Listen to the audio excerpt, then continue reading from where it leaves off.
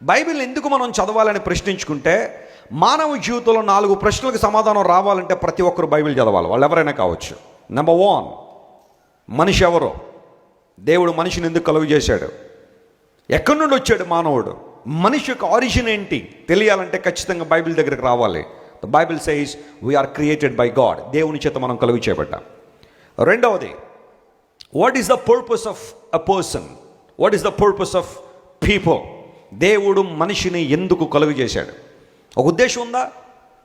మూడవది, జాగ్రత్త వినండి, ఒక మనిషి రక్షణ పొందాలి అంటే, నిత్యరాజ్యాన్ని పొందుకోవాలంటే ఏం చేయాలి?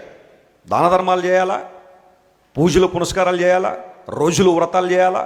లేదా మరొకడు చేయాలి? ఏం చేస్తే మానవుడు రక్షణ పొందుతాడనే విషయం తెలియాలంటే ఒక వ్యక్తి ఖచ్చితంగా బైబిల్ దగ్గరికి రావాలి. బైబిల్ సెలవిచ్చింది, ఒకడు క్రొత్తగా జన్మించితేనే కానీ వాడు దేవుని రాజ్యాన్ని చూడలేడని. నాలుగవది, ఒక వ్యక్తి చనిపోయిన తర్వాత ఎక్కడికి వెళ్తాడు? ఆ కారణాన్ని బట్టి ప్రతి ఒక్కరు బైబిల్ చదవాల్సిందిగా దేవుని సేవకునిగా మేము ప్రోత్సహిస్తున్నాను.